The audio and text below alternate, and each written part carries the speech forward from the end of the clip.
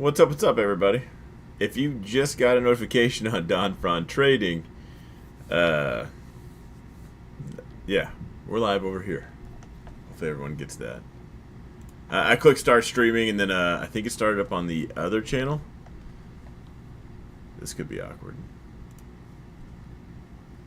Hang on, let's, we're going to talk about the markets here in a second. I don't know if I have a whole bunch of good news, to be honest. Other than, there is a video coming out on this channel tonight. It is Tesla Tuesday. There's a video coming out. There is a contest in it, which I do explain in that. So one person does get the anyone who's not in the mentorship now, you get a chance to be in it. Lifetime is just the trading suite that I have for the 1K giveaway. Sad thing is, the only time I got 1K views was when I talked about my C8. Do I need to do more car videos? Is that what's going on? Let's rock and roll. Hope you all have spy calls. Someone's posted that in my mentorship chat. We're gonna get rocking. We need 75 basis points, and we need the Fed to dump bonds at 2x their current amount. Who knows? Jake's back in the U.S. Safe travels. Did you fly on a Boeing? And did they land on their wheels? They're on the up and up. Alright, as far as the dollar goes, let's just knock it out real quick, because I don't know if I have a bunch of good news in this video. Man, I hate sounding like just a fear monger. You guys know. Time frames. Let's talk about context in that for a second. As far as the dollar goes, today, well, after the open, we got a little bit of a gap down. Hopefully that does pull back. Rate hike decisions typically are bullish to the currency because it shows signs in a normal world. The economy is strong enough to handle that, so if you're trading Forex, you see a rate hike decision, you'll probably see that currency go to the moon. It's a little troubling how hundreds of millions of people are waiting on 7 people to make a decision over their money. Well, yeah, I guess. I don't know what to say to that. We are short the, did I want that? No way that tagged out.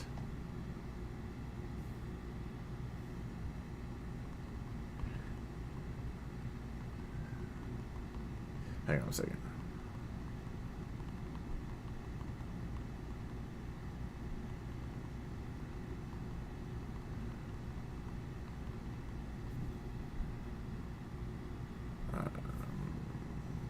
Again. That's, never mind, did load. So we are not short the US dollar, Japanese yen anymore. So that did tag out.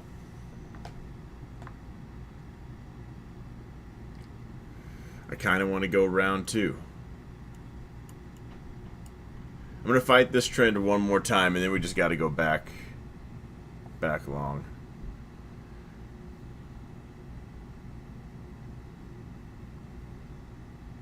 I'm putting my stop 50 pips away. That's right above the high. Let's rock and roll. Still bullish on the USD Jap. Actually, we switched. That might have been last night. I don't think it was on YouTube. We switched gears and went short, but obviously should have stayed long. All right, as far as the Russell goes, here we are again. So we got the sell-off Monday. Today we kind of went sideways. We got the Fed decision tomorrow. Somebody said there's a leak or something that's for sure 75 basis points. I don't know. I haven't seen that or anything like that. I kind of figured that there was all this hype about 0.75, and that's why we're seeing the red reaction. And then Powell's going to come out tomorrow and say 50, and then we rally. And hopefully we do. Hopefully it does play out something similar to that. Hopefully there's just a rally tomorrow. We bounce out of this yellow zone. And it's going to be across the board. This is the Russell we're on right now, and we're talking about tech and the S&P. Hopefully there's a rally tomorrow. And I got to say, as it sits right now, I'm almost only interested in taking short positions. Which I hate how fear-mongering and how crazy that sounds sometimes, but the more I look into it, the more I think this grinding to the downside right now is more just getting the engines warm for like a waterfall event. What was it? DTH. Here we go. The Russell is in a zone right now. You can see it if I can move. Hang on. We'll get to the NASDAQ next. Not necessarily. In futures world, I guess I'm bullish above, bearish below. But if that pops up, I'm looking to take a short position. If that breaks down, I'm looking to take a short position. This is really contradictory. Tomorrow, if we're getting that rally, I'm gonna try to take part in that. The green candles come intraday. I want to take advantage of that snap up. I think a lot of shorts might cover their profit, which sends things up quickly. So, like I mentioned in the beginning, context, like the time frame matters. Tomorrow, hopefully we get a rally. That's kind of what I'm playing for. Bigger picture, I am just looking for how can I get in short and just sit comfortable. Short the rips, 350 to 320 is bounce level. Yeah, so this was shared in my free chat. So I have a free chat, then I have there's a Discord link down below. But then I have my mentorship chat where I'm live. And you guys, hope you guys understand, I have to prioritize mentorship chat. I want to hang out in the free chat more. If you guys tag me, I still show up. And then it tagged me again today talking about this. This is the NASDAQ 100, and obviously stocks above the 200-day moving average. And if you look at the weekly, so obviously not a lot of stocks above the 200-day moving average. And you can see here how it bounces. And some people say, hey, is this the bottom? We're kind of here again. You can see these quick spikes up.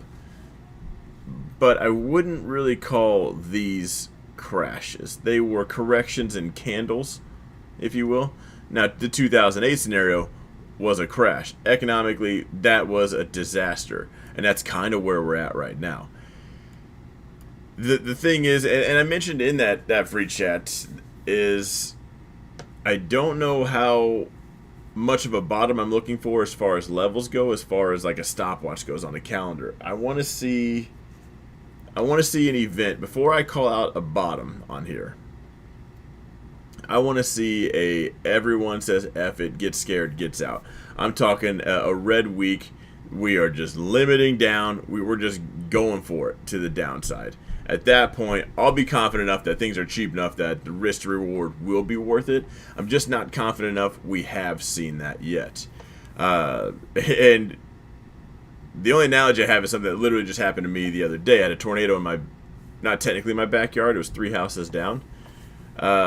Sirens going off, getting ready. We're all in the basement. Nothing happened. That was fine. But I want to be ready in case the next time it's not 3 houses down, it's my house, and it blows away in the wind. I'm not in Kansas anymore, and I don't think red slippers look good on me, so I might not come back. And that's kind of how I want to treat this. Like, I think the warning signs are going off. We're hearing the sirens. Whether the tornado hits or not, yet to be discovered. Only time will tell on that. But I would hate to just come at this blind. Just call out a bottom, start loading up because it's cheap, and then just get destroyed. Even when I buy things, I had to have a talk with my mentorship chat last night because lately I've been buying things here and there, but my allocation's been so little because I don't want to just get destroyed. But also, it's been so little that I don't really care about the position. I haven't done that in a while, but I just don't have that much allocated out there.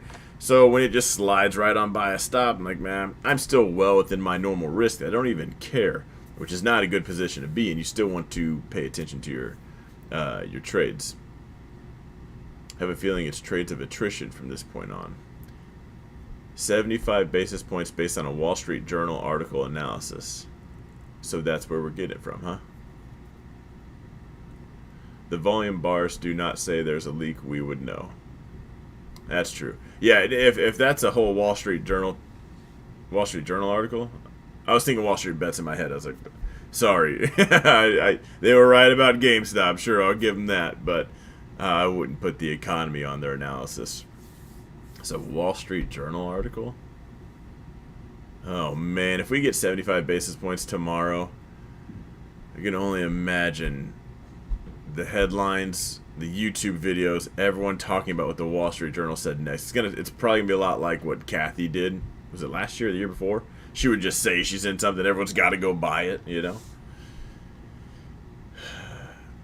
But if you're looking at this, I get the argument, and it's kind of compelling. Like, hey, there's a lot of stocks under the 200-day moving average, and some people really think that's cheap. But most of this was in a bull market. These, like I said, did you feel any of these? You probably weren't in the stock market, so maybe you didn't. But I think now I don't want to say this crash is like the 2008, but economy-wise, we're in trouble. We aren't, like, these are borderline just headlines showing up on the news. This is affecting people's day-to-day lives. And I'm on the weekly chart here, and you can see we actually hung out here for a while. So this was, by the time we got down here, October of 08 to March of 09. Don't let that fool you. That we still spent some time down here. And I'm curious, I'm willing to bet we see something like this over this, where we touch down and turn around. Kathy's new pick is zoomed to 1500. I don't agree with that in the slightest. So maybe I'm just terribly wrong and her whole crew is right. I don't really care for Zoom. So that being said, we can watch things plummet. I did want to address. We were going to have this conversation anyway, so I'm glad they brought this up in the Discord chat. Because this might compel you to think, hey, man, we are... people start talking about risk to reward. Hey, maybe the storm's not done yet, but maybe 80% of it is. So what? I got to pick a red couple of... I got to sit through a couple of red days. And you're going to do that. You're going to buy something because you think it's cheap. You're going to think, oh, I can weather this. This is fine. And time's going to keep going on. And you're going to think, I should be green by now. And then you're not. And you're going to be significantly red. And you will have not... Because you took a plan off something like this, your allocation will just be off. You'll be well past your risk. Because your plan was, I'm going to give it the benefit of the doubt of a few red days. And a few turned into a few more. And then turned into a few months. And then I'm seeing a lot of people get out of the stock market. As a trader running a mentorship about that, there's quite a few people that are just, they think they're not cut out for this. And on that note, things haven't been easy if you're trying to fight this trend. If you were truly a robot, not directionally biased, I read the comments. Some of you guys think all-time highs and the moon is right around the corner. Some of you guys think SPY's headed to $120 or $1.20. You know, I'm sure there's a gap down there that's got to fill. I'm seeing a lot of confidence in you guys' decisions or your confidence in your direction. But I would curb that on either side and say, why don't we play ref and just kind of call the shots in the middle? Like, hey, I think this might happen. Let's dial it back to today and tomorrow and not this is going to be good. If this is the biggest bubble ever, would it take it the longest to recover? That's a good question. I don't think we're in a bubble situation. A bubble is something you don't see coming, and then it pops, and then it's by the time you know it's a bubble, it's already too late. So I wouldn't be calling it that. I'm sure maybe you heard it that, and I know a lot of people are talking about that.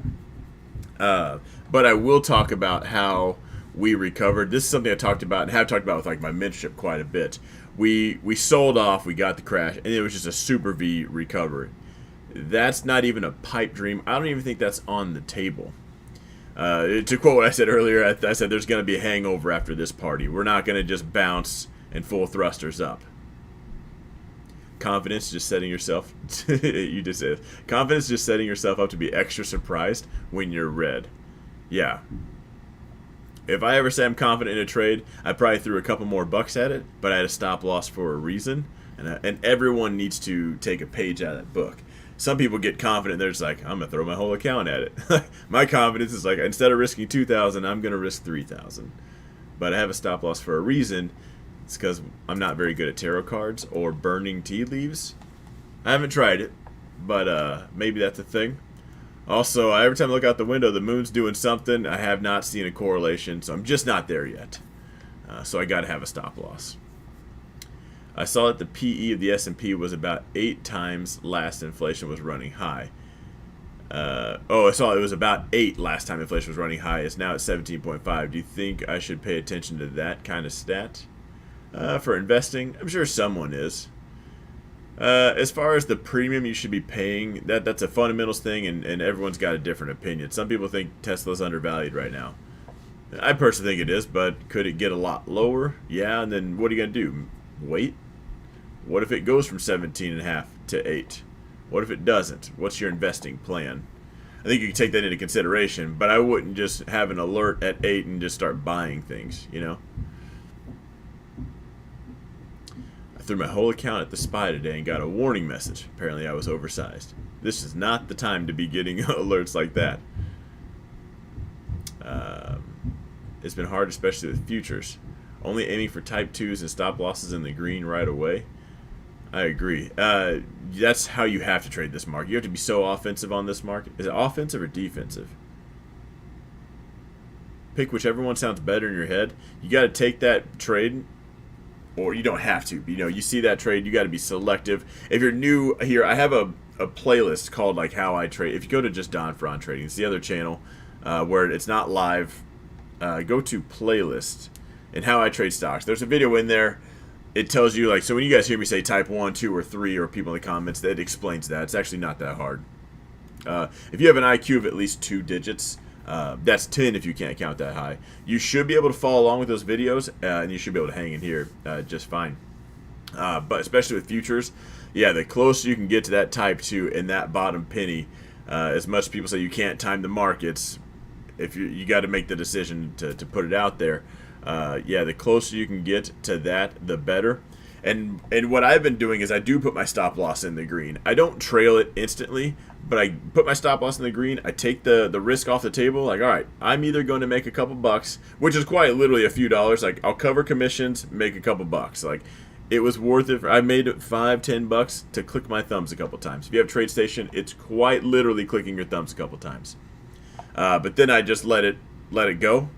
And then I'll come back into trailing it. But I want to get that risk off the table pretty quickly. If I were at the casino, it'd be like, all right, I put my chips down at blackjack. They deal me one card, and then I pull my chips back, and then I wait and see. You know, are you a Tesla bull? Man, I want to be careful answering that. The simple answer is yes. But do I still think logically? Yes. I think there's a cult following with Tesla. And I really love Tesla, but I'm also not just blind or belligerent about it. It's not a religion. There will be a lot of margin. Will there be a lot of margin calls tomorrow? If we push up, probably not. Margin calls probably hit yesterday. YouTube actually gave me an alert. Thanks for streaming, Don. Always great to hear a smart person's thoughts. Thanks for showing up, man. All right, I guess let's talk about tech. This was an old range. I left that line there in case we were to retest it. Let's go to the 4-hour. Oh man, let's keep it real simple. We have a drop. We have a base. There's a heads and tails tomorrow. Excuse me. Drop base rally or a drop base drop. If I was short, I'd put my stop right here, right above this wick. If I was long, someone said I was a cheater once for doing this. I put my stops below the wicks. I know it's super awkward, but give it a shot one time. Manage your risk correctly. I do have a video on that. Again, IQ of at least 10 or higher. You can follow. I put my stop below that wick, and that's kind of how I would trade this. Really hoping for that rally tomorrow. But I will not be afraid to short this at all if we start headed down. You think we push up tomorrow? I'm still in the camp that we do. But if you guys think Kevin, meet Kevin, flip-flopped, I will turn on a dime.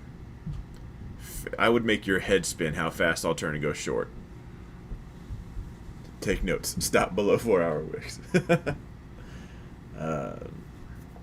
I have no problem. Again, I have an income bias, not a it has to go up or down bias. I'm just going to, where are we headed? This is everyone's opinion right here. If your opinion was right and you thought the market bottom was in and we were headed to all-time highs next week, you can have whatever opinion you want. If it was right, it'd be reflected in the charts. But not everyone shares your opinion, which is why it's selling off. Go short if what happens? If we start selling off. This market is great for just getting faked out. Like today, we even dropped out. Go to the 15-minute time frame. Was it? No, it wasn't here. It was the S&P I was watching earlier. It's like, man, if this wick, it was probably right inside here. It's like, if this wick breaks, no, and then it did, and then it came right back up. I'm like, oh man, that literally caught me. I was about to enter short. It'll make sense when I go over the S&P chart because it literally broke it. I'm going into short the S&P, and then it pops up. I'm like, man, this is a stupid market. At least push till the hike. If we pushed into the hike, I might get on the opposite side of that trade and sell. Best case scenario, we're just dead quiet. The first 30 minutes, there's some chop, dead quiet. We get the notes, and then the move is made. And I might try to just tag along quickly with that move. How's your chasing game? Because that's kind of what tomorrow's going to feel like for me. Even just saying that out loud sounds like I'm just chasing. But there's a very big difference in chasing a particular ticker, like buying GameStop at 300, versus what was I gonna say? Getting just playing the trend, waiting for the market to show you its cards first. Hey, show me where you're gonna take this thing, and then I jump on that. You have to do that quick. It's real time. The last thing I'd want to do if this was GameStop at $10 right here, this is 250. The last thing I would do is wait to buy up here. I'm thinking, okay, we crossed this. This is my time. I'm gonna put my chips here. I'm gonna be right or wrong. I will, like I just said, be right or wrong. I don't think a lot of you guys can do that. I will instantly stop out or be in the green. So 0.75 would mean certainty. Will the market get bullish because of that? I think 0.5 would mean certainty. Powell said 0.5 the rest of the year. Like, he was very clear on 0.5. 0.75 or 0.25 I think would deviate from the course. I think that would make people get a little unsettled. But I think with the fear baked in of 0.75 because of the last report, maybe 0.5 shows up and everyone realizes, okay, we're still on plan, we're not going to deviate, and then we get the push tomorrow. My idea is 0.5 intraday bullish. Then people are like, wait a minute, we're still effed in red the next day. Yeah, and that's what I meant earlier. Like these green days, it's just time to manage what you're in or go short. Are you selling your investment account in order to get back in, or investment account never sells? Both. Like, I was invested in quite a few. It got to the point where I was in a lot, so I had to do some cleaning up. But that's been over time. None of these decisions have been fast. PayPal took a while. Coinbase, I was in that. I had some Zillow for a little bit. All those I had every intention of selling. But when the red candles show up and they just don't go away, I had to start cutting things loose. Quite a few, no, a couple were, maybe quite a few were break even. PayPal, they ended up making money on. That's a video in itself. It's probably not, it's something I talked about with my mentorship group. Again, they get the less filtered version of me, and I'm live every night, so it's kind of easy to explain my actions. Because I didn't just wake up one day and think I'm going to sell my account. I chose to get out of them individually. And I'm not proud to say this, and I don't think I would really recommend it. But I like to buy myself out of positions. And, man, that is psychologically just saying I'm not ready to take an L. But the long and short of that is, you guys saw my PayPal position. I think I did that even here on YouTube. Not even in the mentorship. Red, right? Really red. So what I chose to do was go hard in the paint. Once it hits a certain level, I bought a whole bunch. Drastically brings my average down. I sold some at the money calls against my shares. And how I did that with a few tickers was either that expired, I still closed it at break even, or the shares get called away. And then I just wipe my hands of that position. Ultimately, they ended up being a waste of time. But it got to where I was thinking so many things. Like at the beginning of this sell-off,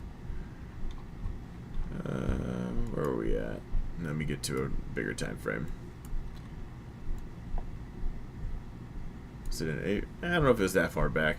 Things just looked cheap. Some things have already been selling off for a while, and I thought, man, that'd be an all right deal. That'd be all right. And then one thing after another looked good. And then once I started seeing just a pattern of red, it was, maybe I don't need to be in this. And I'm not a big fan. You guys never hear me talk about diversifying. I like being in a select few, and that's it. It got to where I know I was over 20. I was like, this is ridiculous. I don't like managing. I like to know all my positions off the top of my head.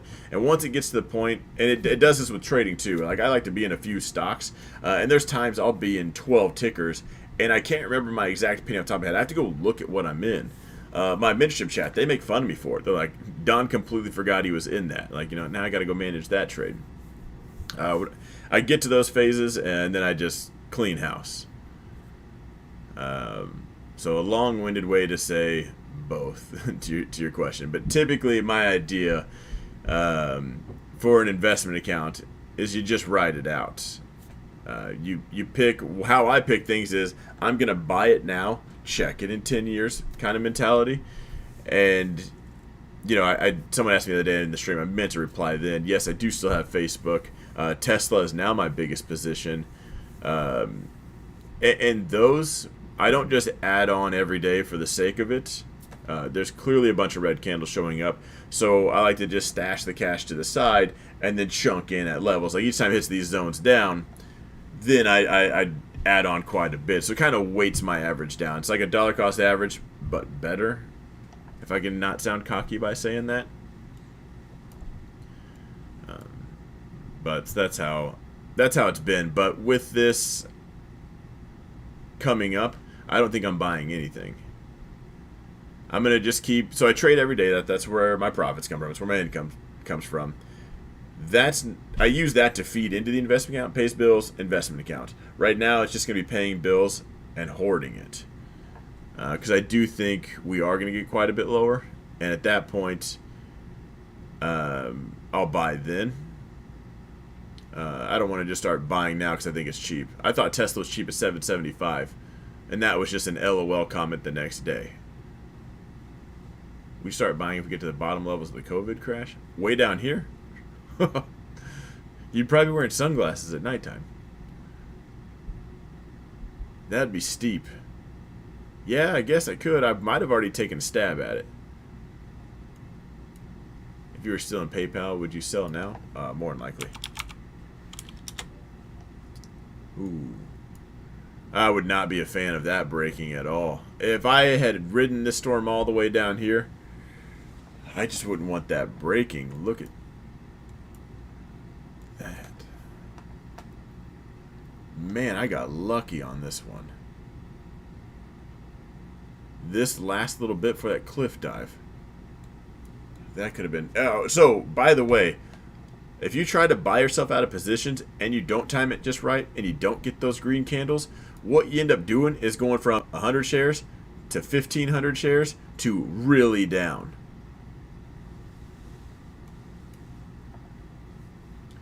Yeah, over 300 to 70 bucks. Man, I thought this was a good one too.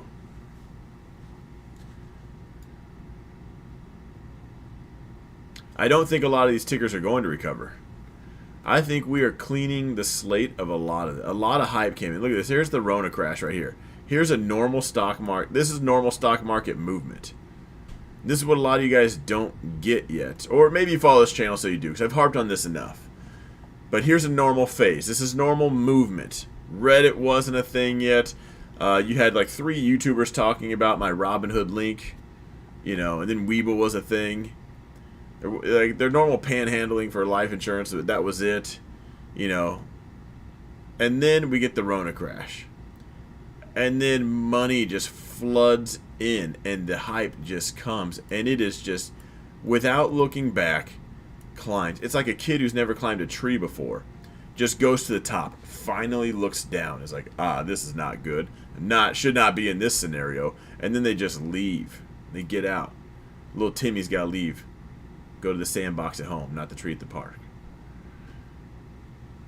So if you're thinking about, I got to scoop up a bunch of things for my investment account, if it looks like this, get this crap out of your head. Like, the last thing, and I see it a lot, not in my group, like on Facebook, the Facebook algorithms are just showing off at what everybody knows about stocks for me.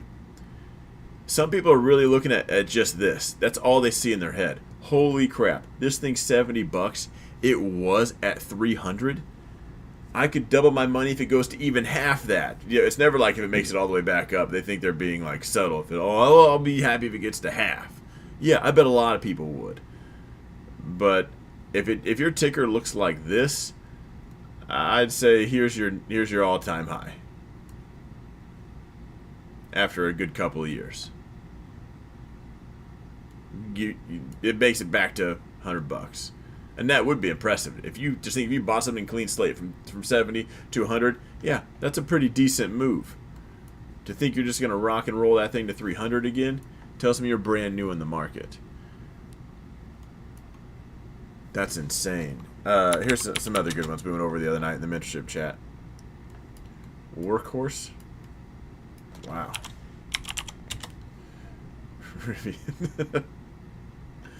No way they come back. I'm sorry. Some people are really bullish Rivian. I'll stand corrected the day they ever come back. And you can say, you know more than me.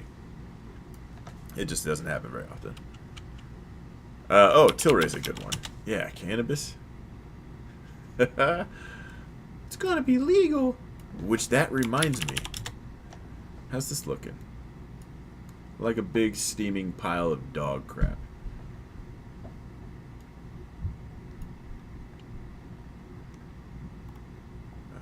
Let's see. Peloton? I haven't checked that one out in a while.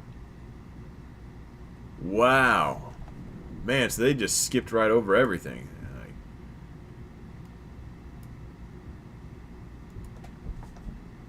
Let's just check all of these. If I'm pulling these up and I'm not saying anything about it, it's my personal opinion. I would not be invested in it at all.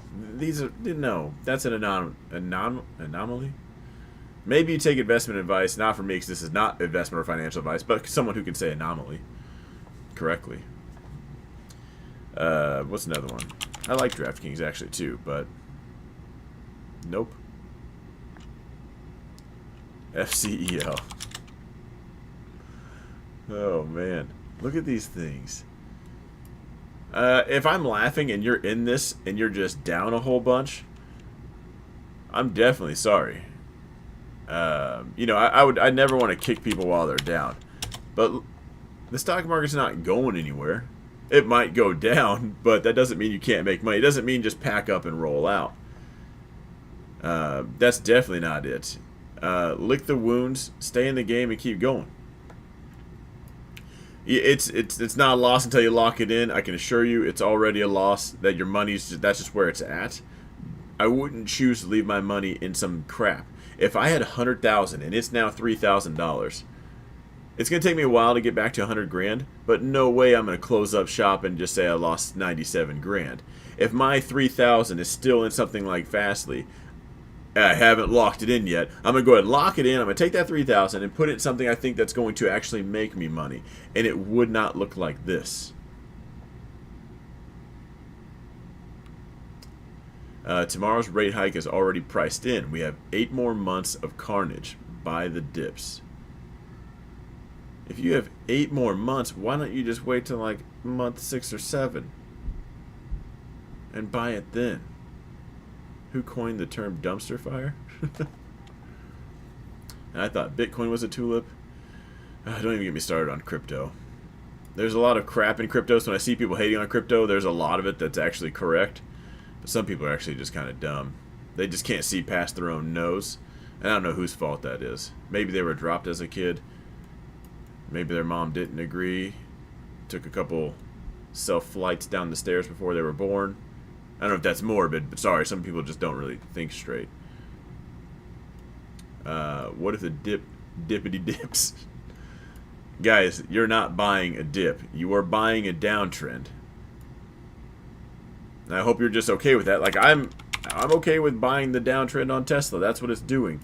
I'm going to chunk in I was pretty gung-ho about buying right here. That changed. It's okay to change your mind, too. Hey, we got some new facts on the table. Time to not do that. So I am going to buy a little bit more. And a little bit more at this yellow zone. But I'm going to wait for the selling to stop before I start really going in on some things. A 90% correction of Bitcoin is normal. 85%. That's what I thought. It's done it a couple times. Did somebody already talk about Michael Burry called this bubble first again? Michael Burry's stupid. I'm just going to go ahead and say it. His accuracy is 97% wrong. Now, because you call this the bubble every day, every year, it's a bubble. You're not right when it finally happens. You were wrong every day until it happens, then you're coincidentally right. Like, good job. You finally made one. Michael Burry doesn't call anything out. He's already called World War III out. I don't know how many times. It's never happened. The everything bubble, the index bubble. He calls them out all the time. Why do people still listen to that guy? The last time he was right, I mean, they even say he called out GameStop. He was in GameStop quite a bit, but he didn't ride to 300.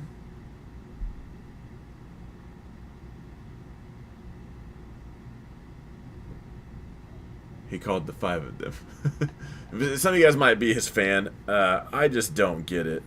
And I shouldn't call him stupid.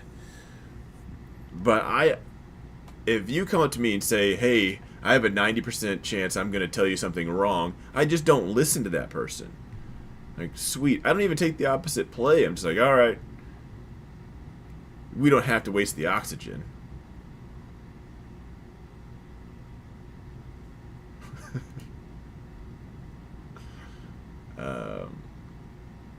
I shouldn't talk bad about somebody else, but man, I'm sure he's a smart guy. I actually love the movie The Big Short, but to say, oh, he called it out, no, he didn't call anything out. Chart on something you would buy into? Oh God, I hate that, because ta-da. Here we are. It is Tesla. And, man, would I recommend this to anybody else? Not without a full understanding of the volatility that comes with that decision. Tesla's a pretty volatile ticker. That thing moves up and down. And you guys might think Tesla's going to hit all-time highs because it takes off one day like this. And it's going to be a sharp right turn the next day. You're like, where'd that go? You know, like, personally, I'm buying Tesla. They got a lot of forward, too. It's a dividend ticker. I like that. It's down. What I don't do is calculate how much I make. I sell calls on that every week, so I'm sure I'm actually up on Ford. And Facebook. But, man. Oh, where am I at? Hang on.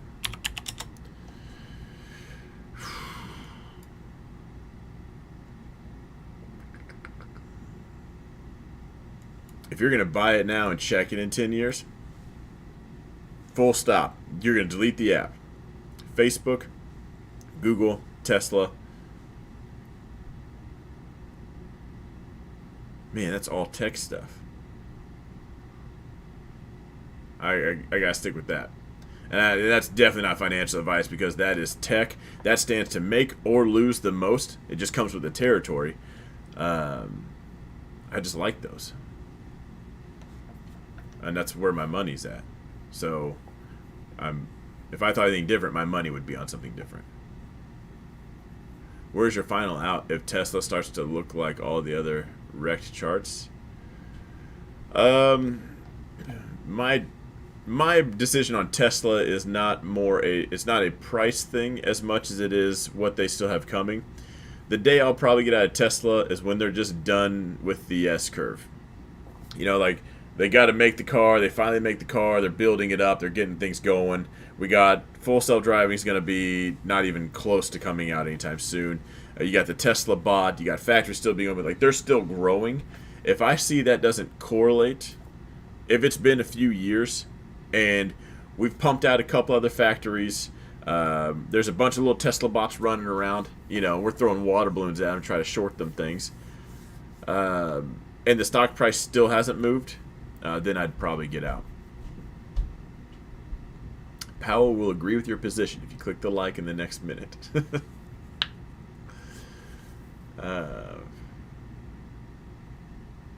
Here's a tough question for you. Which stocks are you looking at? Here we are. That will come out of this recession and be the next 50x, etc. 50x, Bitcoin, Ethereum,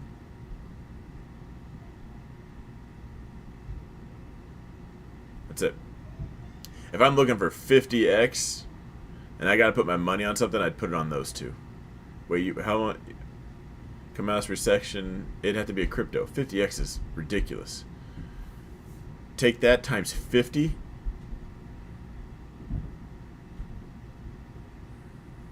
Yeah, that'd be a lot. I have to stick with it. Crypto's still in its infancy stage, so it's the only thing that still stands to do something like that. There might be some. It's a company we don't know yet and won't know till the day it happens. There'll be some biotech companies that do that. There will be someone that cures cancer. The one thing, as much as I am not a fan of Kathy, her research and her idea, how she's looking into genomics, was something I'm a big fan of. Not in my investment account, because I think those are lottery tickets, but one of those will go off, someone will say they called it, and there will be a 50x in that one for sure. That'd be a $100 stock going to 5,000. Yeah, Tesla did that, and that's it. I wouldn't do Shiba or Doge or any of that. It would be Ethereum and Bitcoin. You want to sprinkle some on top, like it. If your crypto was a dessert, it'd be the little chocolate vanilla swirl with Bitcoin and Ethereum. My sprinkles on the top would be like Cardano or something like that. A couple other little crap coins in there. Allocation wise, they would look like a sprinkle compared to the ice cream dessert. 50x might have been a little too high. Yeah. Alright guys, I do have to get to my mentorship group. I appreciate everybody showing up. Don't forget to go to this channel if you're not in my mentorship group, because now that we hit the 1K, I was going to do a giveaway, so there's a contest. It's explained in that video. Only 12 views. It did just come out, so hopefully you guys... What are you guys doing on that channel watching that when you should be here? Anyway, I got to get to my mentorship group, but I can't pass this one up. I would... If I was going to go long Amazon right now, my stop would be probably 97.85. I don't like the psychological numbers. 97.85 would be where my stop's at. If you wore my mentorship chat, you probably rode that short all the way down, and congrats if you guys did that. Bonds are getting whacked hard, then hopefully tech goes up. But I got to get off here. Mentorship chat, we're going live right away. Everyone else, I will see you in the next video.